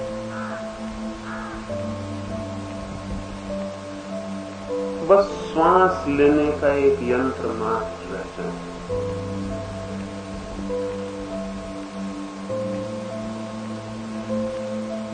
सारी शक्ति, सारा ध्यान श्वास लेने में दिया।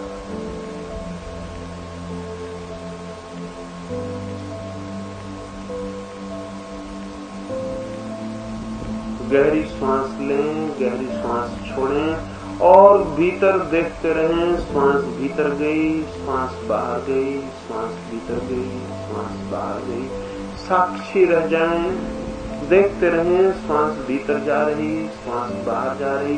सारा ध्यान श्वास पर रखें और सारी शक्ति लगा दें।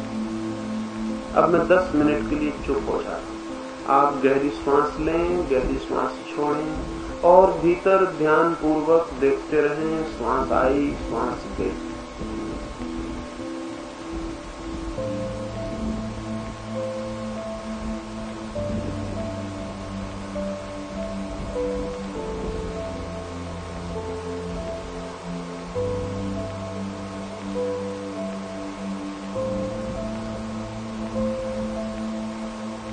दूसरे की जरा भी फिक्र न करें, अपनी फिक्र करें।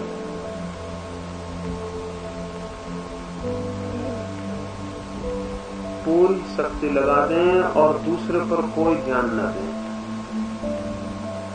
दूसरे से कोई संबंध नहीं।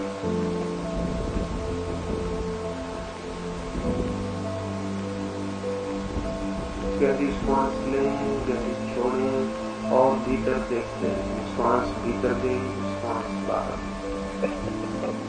श्वास स्पष्ट दिखाई पड़ने लगेगी। ये श्वास भीतर गई, ये श्वास बाहर।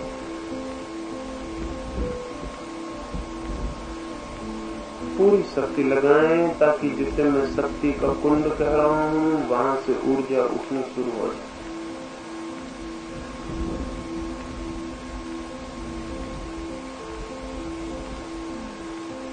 ये पूरा वातावरण श्वास लेता हुआ मालूम पड़ने लगे। गहरी श्वास लें, गहरी श्वास छोड़ें।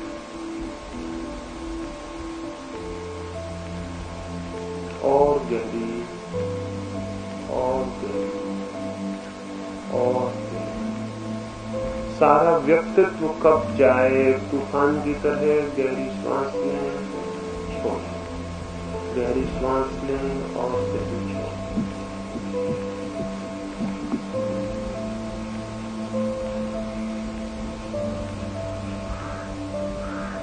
गहरी श्वास लें और छोड़ें, गहरी श्वास, गहरी श्वास।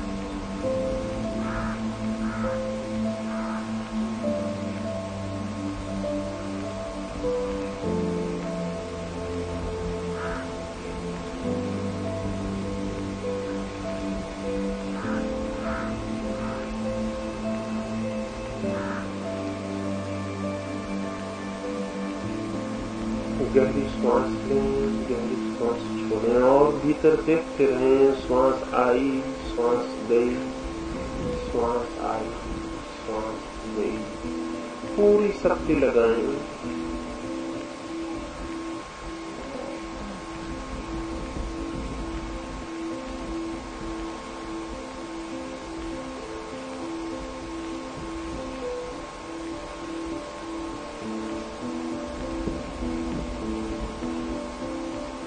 पूरी शक्ति लगाएं।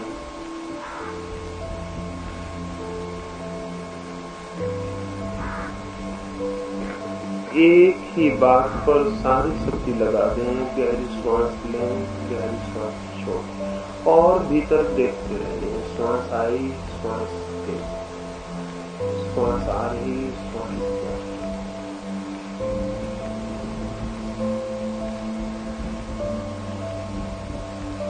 अपने को जरा भी न बचाएं, पूरी शक्ति लगाएं। श्वास के गहरे कंपन भीतर किसी शक्ति को जगाने में शुरुआत करें। गहरी श्वास लें, गहरी श्वास छोड़ें। भीतर कोई सोई हुई ज्योति गहरी श्वास से जगेगी। गहरी श्वास लें, गहरी श्वास छोड़ें।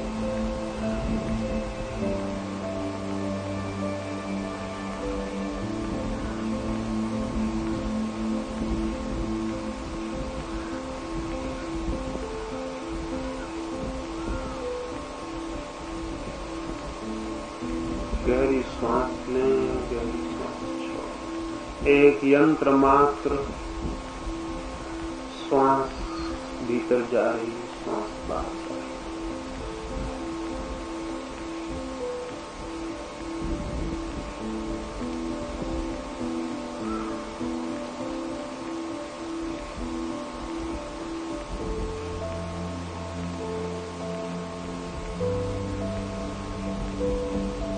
पूरी शक्ति लगा दी,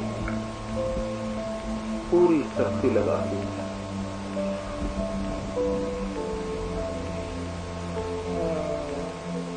पूरी शक्ति लगा दी। दूसरे सूत्र पर जाने के पहले पूरी शक्ति लगाएं। गहरी से गहरी श्वास लें और छोड़ें। सारा शरीर कब जाए, सारी जड़ें कब जाएं, सारा व्यक्तित्व कब जाए। एक आंधी की तरह हालत पैदा करती, श्वास ही रह जाए। पूरी शक्ति लगा दें। दूसरे सूत्र पर प्रवेश के पहले पूरी शक्ति लगाएं। आपकी चरम स्थिति में दूसरे सूत्र पर प्रवेश होगा। गहरी ताकत लगाएं। गहरी श्वास, गहरी श्वास, गहरी श्वास। अपने को बचाएं मत, पूरा लगा दें, जरा भी ना बचाएं।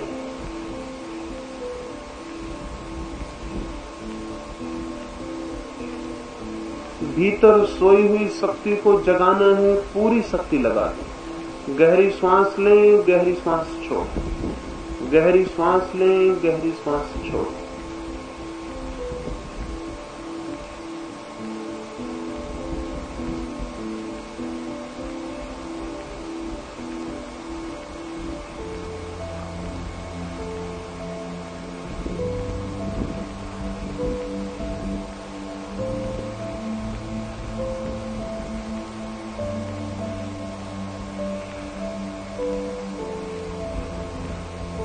छोड़ दें, पूरी ताकत लगाएं, अपने को रोके नहीं। भीतर सोई हुई विद्युत के जागने के लिए जरूरी है गहरी सांस लें, गहरी सांस छोड़ें। शरीर का रोआ रोआ जीवंत हो जाए, शरीर का रोआ रोआ कपने लगे। पूरी ताकत लगाएं, गहरी श्वास, गहरी श्वास, गहरी श्वास, गहरी श्वास, गहरी श्वास, सारी ताकत लगा दें। पूरी ताकत लगाएं, 2 मिनट पूरी ताकत लगाएं तो हम दूसरे सूत्र में प्रवेश करें। ये पूरा वातावरण चार्ज हो जाए। गहरी सांस लें और छोड़ें, ये सारा वातावरण विद्युत की लहरों से भर जाएगा। गहरी सांस लें और छोड़ें, गहरी सांस लें और छोड़ें, गहरी लें, गहरी छोड़ें। पूरी शक्ति लगाएं, गहरी सांस और गहरी सांस और गहरी सांस और गहरी सांस और गहरी सांस और गहरी और गहरी और गहरी और गहरी और गहरी और गहरी और गहरी और गहरी और गहरी गहरी से गहरी सांस लें, गहरी से गहरी सांस, गहरी सांस, गहरी सांस, गहरी सांस, गहरी सांस, गहरी सांस। अब दूसरा सूत्र जोड़ना है। 1 मिनट गहरी सांस लें, पूरी गहरी सांस, पूरी गहरी सांस, पूरी गहरी सांस, और गहरी और गहरी और गहरी। किसी दूसरे पर ध्यान न दें, अपने भीतर सारी ताकत लगाएं। और गहरी और गहरी और गहरी। और दूसरा सूत्र जोड़ दें। दूसरा सूत्र है शरीर को पूरी तरह छोड़ देना है। गहरी सांस लें और शरीर को छोड़ दें। रोना आने दें, आंसू निकले बहने दें, हाथ पैर कपने लगे कपने दें, शरीर डोलने लगे घूमने लगे घूमने दें, शरीर खड़ा हो जाए नाचने लगे नाचने दें। पूरी गहरी सांस लें और शरीर को छोड़ दें। शरीर को जो होता हो होने। गहरी श्वास, गहरी श्वास, गहरी श्वास। अब 10 मिनट तक गहरी श्वास जारी रहेगी और शरीर को बिल्कुल ढीला छोड़। जो मुद्राएं बनती हो बने, जो आसन बनते हो बने, शरीर लौटता हो लौटे, नाचता हो नाचे। शरीर को छोड़ दें, सिर्फ दृष्टा रह जाएं, शरीर को जरा भी रोके नहीं। गहरी श्वास, गहरी श्वास, गहरी श्वास और शरीर को बिल्कुल छोड़ दें। जो भी होता हो शरीर को जरा भी रोके नहीं। अब 10 मिनट तक गहरी श्वास जारी रहेगी और शरीर को बिल्कुल ढीला छोड़ दें। शरीर जो होता है होने, कोई संकोच न ले। गहरी श्वास, गहरी श्वास, गहरी श्वास। आंसू आए आने दें, रोना निकले निकले, जो भी होता हो होने।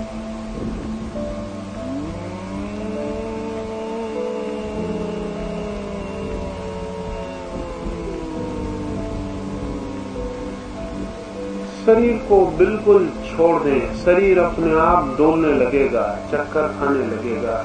शक्ति भीतर उठेगी तो शरीर कपेगा, कंपित होगा, डोलेगा। भीतर से शक्ति उठेगी तो शरीर आंदोलित होगा। उसे छोड़ दें, शरीर को बिल्कुल छोड़ दें। गहरी सांस जारी रखें और शरीर को छोड़ दें। शरीर को जो होता हो होने, उसे जरा भी नहीं रोकें। गहरी श्वास और गहरी श्वास और गहरी श्वास और गहरी श्वास।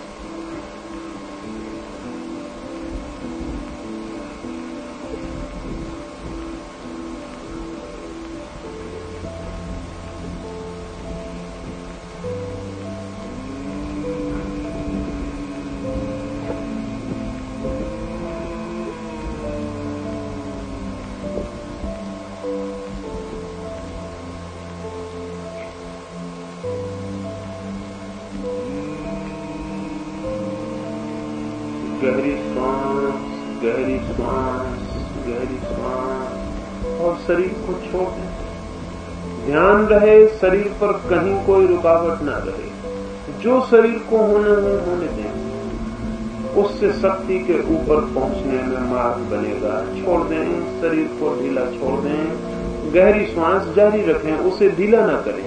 श्वास गहरी चले, शरीर को शिथिल छोड़ दें, शरीर को जो होता है होने दें, बैठता हो बैठे, गिरता हो गिरे, खड़ा होता हो जाए, जो होता है होने दें, गहरी श्वास जारी रखें।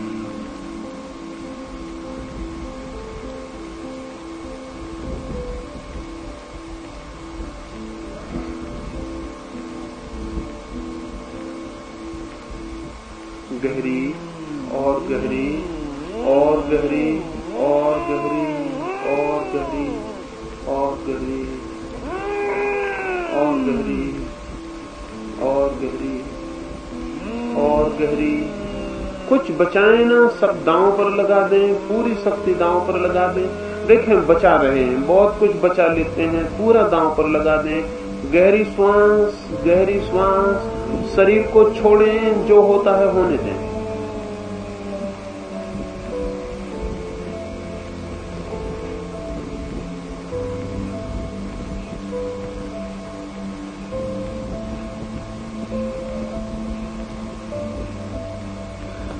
छोड़ें, हंसना आ जाए आ जाने दें, रोना आए आने दें, आवाज निकले निकल जाने दें, उसकी कोई चिंता न लें, जरा न रोकें। बस आप गहरी सांस लें और छोड़ दें।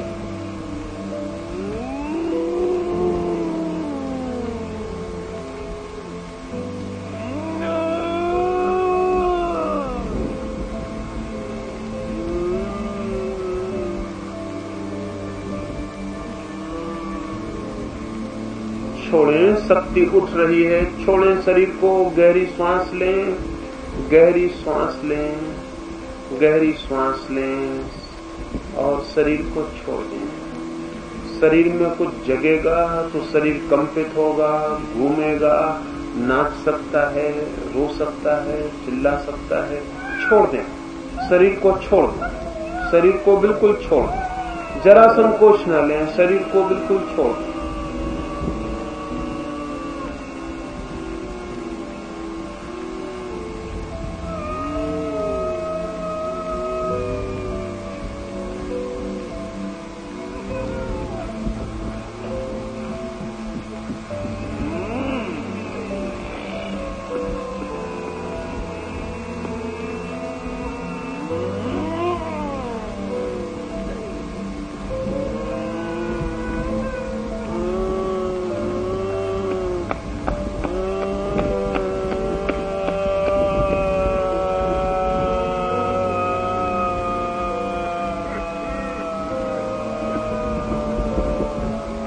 गहरी श्वास और गहरी, अपनी शक्ति श्वास पर लगाएं और छोड़ दें। शरीर को जो होता है होने दें, जरा भी संकोच नहीं, जरा भी न रोकें, दूसरे की फिक्र न करें। शरीर को छोड़ें, शक्ति जगेगी तो बहुत कुछ होगा, रोना आ सकता, शरीर कपेगा, अंग हिलेंगे, मुद्राएं बनेंगी, शरीर खड़ा हो सकता। छोड़ दें, जो होता है होने दें। आप अकेले हैं और कोई नहीं। छोड़ें, गहरी श्वास, गहरी श्वास, गहरी श्वास। 1-2 मिनट पूरी मेहनत करें। तीसरे सूत्र पर जाने के पहले पूरी मेहनत लें। गहरी श्वास लें, गहरी श्वास लें, गहरी श्वास लें, गहरी श्वास लें, गहरी श्वास लें, गहरी श्वास लें और शरीर को छोड़ दें। जो होता है होने दें। शरीर को छोड़, जो होता है होने, जरा भी नहीं रोकेंगे। देखें कुछ मित्र रोक लेते हैं, रोके मत, छोड़ें, पूरी शक्ति लगाएं और छोड़ें।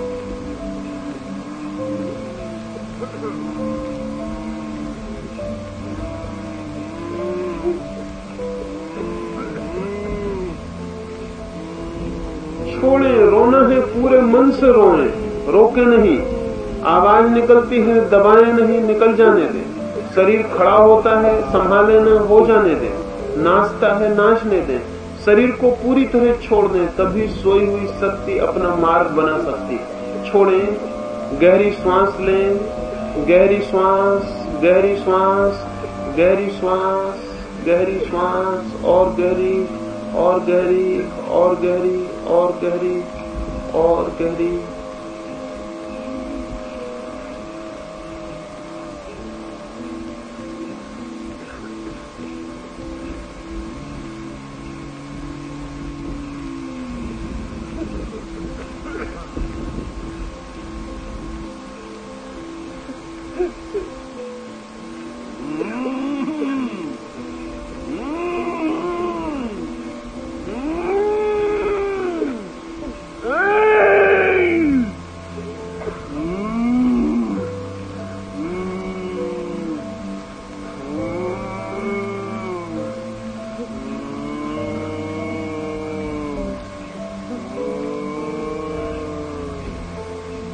पूरी शक्ति लगाएं, पूरी शक्ति लगाएं, पूरी शक्ति लगाएं। श्वास गहरी और गहरी और गहरी। कब जाने दें, पूरे व्यक्तित्व को हिल जाने दें। जो होता है होने दें, छोड़ दें। गहरी शक्ति लगाएं, गहरी शक्ति लगाएं, और गहरी श्वास लें, और गहरी श्वास लें। पूरे शरीर में विद्युत दौड़ने लगेगी, पूरे शरीर में विद्युत दौड़ने लगेगी।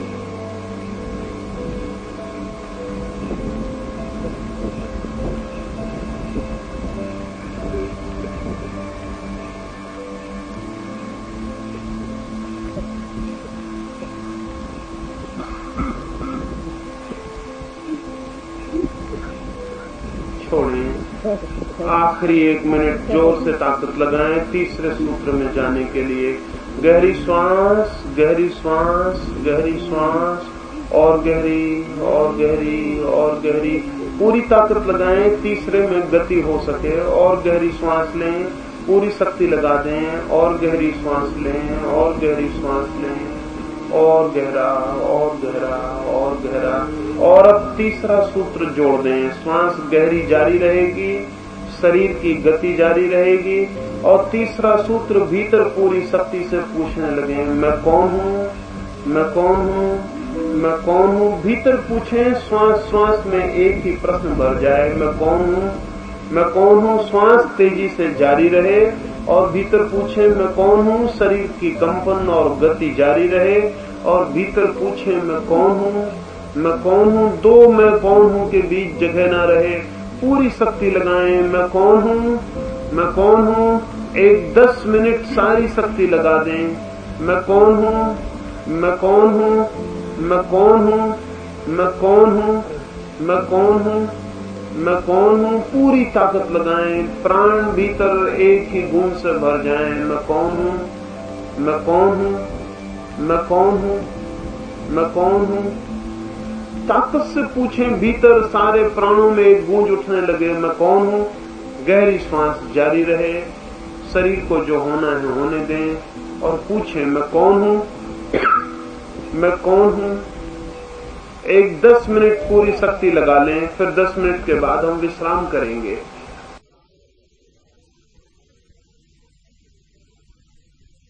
लगाएं पूरी शक्ति, मैं कौन हूँ, मैं कौन हूँ, मैं कौन हूँ, मैं कौन हूँ, मैं कौन हूँ, मैं कौन हूँ, मैं कौन हूँ, मैं कौन हूँ, मैं कौन हूँ, मैं कौन हूँ, मैं कौन हूँ, मैं कौन हूँ, मैं कौन हूँ, मैं कौन हूँ। पूरी शक्ति लगाएं, जरा भी रोके नहीं। जोर से भीतर पूछें, मैं कौन हूँ, मैं कौन हूँ, मैं कौन हूँ, मैं कौन हूँ, मैं कौन हूँ। एक आंधी उठा दें भीतर, मैं कौन हूँ, मैं कौन हूँ, मैं कौन हूँ।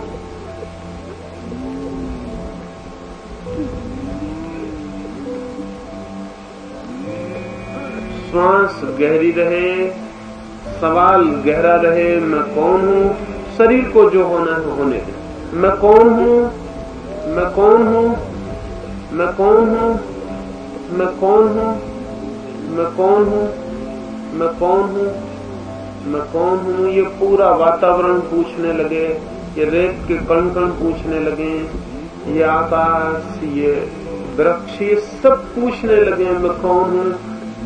पूरा वातावरण मैं कौन हूँ से भर जाए। मैं कौन हूँ, मैं कौन हूँ, मैं कौन हूँ, मैं कौन हूँ। पूरी शक्ति लगाएं, फिर विश्राम करना है। और जितनी शक्ति लगाएंगे उतने ही विश्राम में प्रवेश होगा। जितनी ऊंचाई पर आंधी उठेगी उतनी ही गहरे ध्यान में गति होगी। चौथा सूत्र ध्यान का होगा। आप पूरी शक्ति लगाएं, क्लाइमेक्स पर जितना आप कर सकते हो लगा दें। कहने को न बचे कि मेरे पास कोई ताकत शेष रह गई थी। मैं कौन हूँ, मैं कौन हूँ, मैं कौन हूँ। गहरी श्वास, गहरी श्वास। भीतर पूछे मैं कौन हूँ, मैं कौन हूँ, मैं कौन हूँ, मैं कौन हूँ, मैं कौन हूँ, मैं कौन हूँ। पूरी ताकत से पूछें, बाहर भी निकल जाए फिक्र न करें। पूछें भीतर मैं कौन हूँ, मैं कौन हूँ, मैं कौन हूँ, मैं कौन हूँ, मैं कौन हूँ।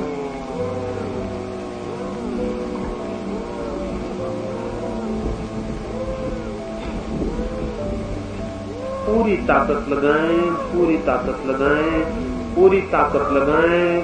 शरीर को जो होता है होने दें। शरीर गिरे गिर जाए, रोना निकले निकले। पूरी ताकत लगाएं। मैं कौन हूँ, मैं कौन हूँ, मैं कौन हूँ, मैं कौन हूँ। पूरी लगाएं, जरा भी रोके नहीं। मैं कौन हूँ, मैं कौन हूँ, मैं कौन हूँ, मैं कौन हूँ। पूरी लगाएं, पूरी ताकत लगाएं। मैं कौन हूँ, मैं कौन हूँ। रोके नहीं, रोके नहीं। मैं कौन हूँ, मैं कौन हूँ, मैं कौन हूँ, मैं कौन हूँ, मैं कौन हूँ, मैं कौन हूँ, मैं कौन हूँ, मैं कौन हूँ, मैं कौन हूँ। पूरी शक्ति लगा दें। मैं कौन हूँ।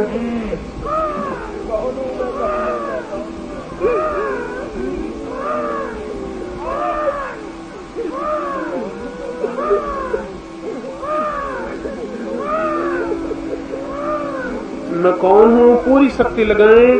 5 मिनट ही बचे हैं, पूरी शक्ति लगा दें। मैं कौन हूँ, मैं कौन हूँ, मैं कौन हूँ।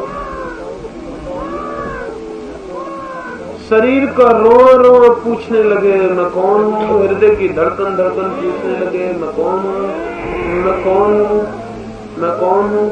पूरे क्लाइमेक्स पर, चरम पर अपने को पहुंचा दें। आखिरी सीमा पर पहुंचा दें। बिल्कुल पागल हो जाएं। मैं कौन हूँ, मैं कौन हूँ, मैं कौन हूँ, मैं कौन हूँ।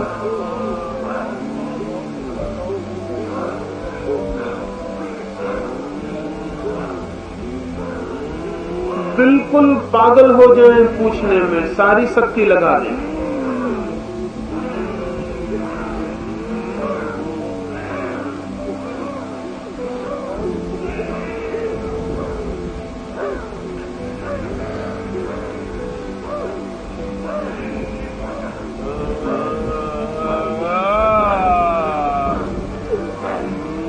पूरी शक्ति लगाएं। आखिरी पूरी शक्ति लगाएं। फिर तो विश्राम करना है। पूरी शक्ति लगाएं। मैं कौन हूँ, मैं कौन हूँ, मैं कौन हूँ, मैं कौन हूँ, मैं कौन हूँ।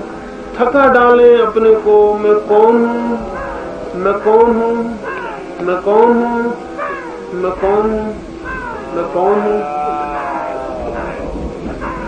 आंधी उठा दें। अब 2 मिनट ही बचे हैं, पूरी शक्ति लगाएं।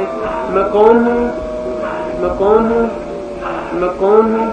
शरीर को जो होता है होने दें। शक्ति पूरी लगा दें। 2 मिनट तूफान उठा दें। मैं कौन हूँ, मैं कौन हूँ, मैं कौन हूँ, मैं कौन हूँ, मैं कौन हूँ, मैं कौन हूँ, मैं कौन हूँ, मैं कौन हूँ, मैं कौन हूँ, मैं कौन हूँ, मैं कौन हूँ। 1 ही मिनट बचा है। पूरी शक्ति लगाएं, फिर विश्राम करना है। मैं कौन हूँ, मैं कौन हूँ। शरीर को जो होता है होने दें। गहरी श्वास, गहरी श्वास, गहरी श्वास, गहरी श्वास, गहरी श्वास। मैं कौन हूँ, मैं कौन हूँ। शरीर कपता है, शरीर नाचता है, छोड़ दें। मैं कौन हूँ, मैं कौन हूँ। चौथे सूत्र पर जाने के लिए पूरी शक्ति लगा दें। मैं कौन हूँ, मैं कौन हूँ। लगाएं पूरी शक्ति। जब तक आप पूरी न लगाएंगे चौथे सूत्र पर नहीं चलेंगे। मैं कौन हूँ, मैं कौन हूँ, मैं कौन हूँ, मैं कौन हूँ, मैं कौन हूँ, मैं कौन हूँ, मैं कौन हूँ, मैं कौन हूँ। पूरा डूब जाए। मैं कौन हूँ, मैं कौन हूँ, मैं कौन हूँ, मैं कौन हूँ, मैं कौन हूँ, मैं कौन हूँ, मैं कौन हूँ, मैं कौन हूँ, मैं कौन हूँ, मैं कौन हूँ। पूरी शक्ति लगा दें। मैं कौन हूँ। फिर हम चौथे पर चले। मैं कौन हूँ, मैं कौन हूँ, मैं कौन हूँ, मैं कौन हूँ, मैं कौन हूँ, मैं कौन हूँ, मैं कौन हूँ। पूरी शक्ति लगाएं, छोड़ें मत, जरा भी ना बचाएं। पूरी शक्ति लगाएं। गहरी श्वास, गहरी श्वास, गहरी श्वास, गहरी श्वास। मैं कौन हूँ, मैं कौन हूँ, मैं कौन हूँ, मैं कौन हूँ। और अब सब छोड़ दें। चौथे सूत्र पर चले जाएं। विश्राम में न पूछें, न गहरी श्वास लें, सब छोड़ दें। 10 मिनट के लिए सिर्फ पड़े रह जाएं, जैसे मर गए, जैसे नहीं। सब छोड़। 10 मिनट सिर्फ छोड़ कर पड़े रह जाएं। उसकी प्रतीक्षा छोड़ दें। ना पूछें, ना श्वास गहरी लें, बस पड़े रह जाएं। सागर का गर्जन सुनाई पड़े, सुनते रहें। हवाएं वृक्षों में आवाज करे, सुनते रहें। कोई पक्षी शोर करे, सुनते रहें। 10 मिनट मर गए यही।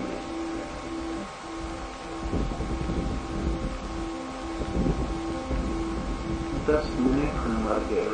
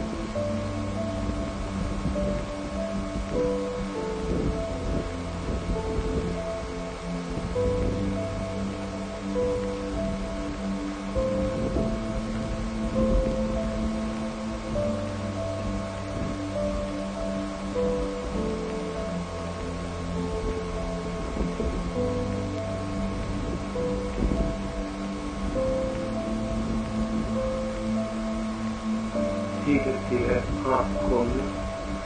आंख न खुलती हो तो दोनों आंखों पर हाथ रख लें। जो लोग गिर गए हैं उनसे उठते ना बने तो धीरे धीरे गहरी सांस लें और जल्दी कोई ना उठे, झटके से ना उठे, बहुत आहिस्ता से उठे। फिर भी किसी से उठते ना बने तो थोड़ी देर में बैठे, धीरे धीरे उठ के बैठ जाए। आंख खोलें।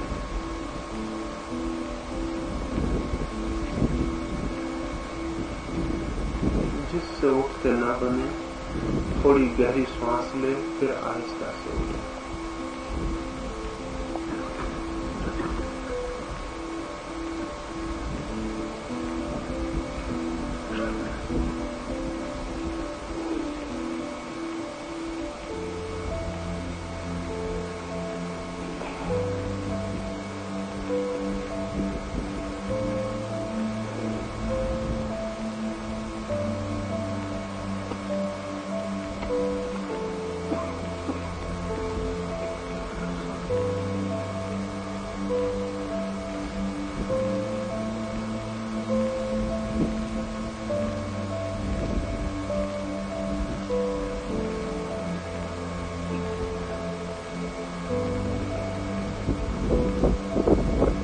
तो एक छोटी सी सूचनाएं हैं। दोपहर 3 से 4 मॉल में बैठेंगे।